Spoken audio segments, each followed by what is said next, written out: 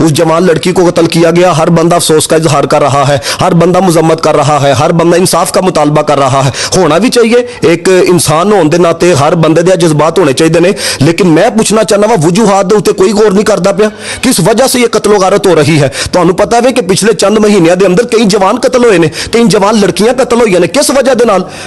यानी कि जिहड़ा बोल के पाकिस्तान के खिलाफ बोलता वे उहदे अकाउंट बंद किए जाते हैं। तो यार जिहड़ा साडी नस्लों नूं अंदरों खांदा पिया वे, यार जिहड़ी बेहयाई साडी नस्लों नूं लै दे जांदी पई है, उहदे खिलाफ कोई बोलता पिया वे? तुसीं टिक टाक उठा के देखो, जवान लड़के जिन्हां दी पढ़न दी उमरां ने, जिस्म विखांदे पे ने, कुड़ियां जिस्म विखांदी पईयां ने, इहदे उत्ते कोई नहीं बोलेगा। हर बंदा कन्नां दे ते अपनी अखां दे चस्के पूरे करेगा, इहदे उत्ते किसी ने आवाज़ उठाई है? हुण जितने मैं देखना पिया वा यूट्यूबर ते दूजे तीजे व्यूज़ लैण वास्ते ते पैसे कमाउण वास्ते, ओ जी जनाब नौजवान लड़की को कत्ल कर दिया गया, तुसीं भी जिम्मेदार हो दे बगैर तो तुहानू शर्म या कोई नहीं है?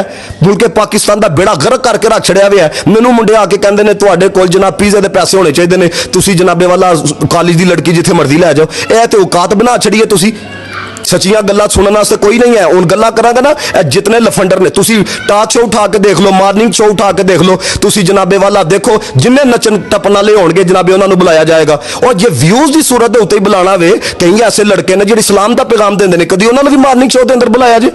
तुसीं बगैरती आम करना चाहते हो? जे इस तरह के हालात रहे ना, एवं ना झूठे आंसू बहाओ है। जे इस बगैरती नूं तुसीं आम करन दित्ता ना, तो याद रखियो तुहाडे घर दे जवान औरतां लड़कियां भी नहीं बचणगीਆਂ।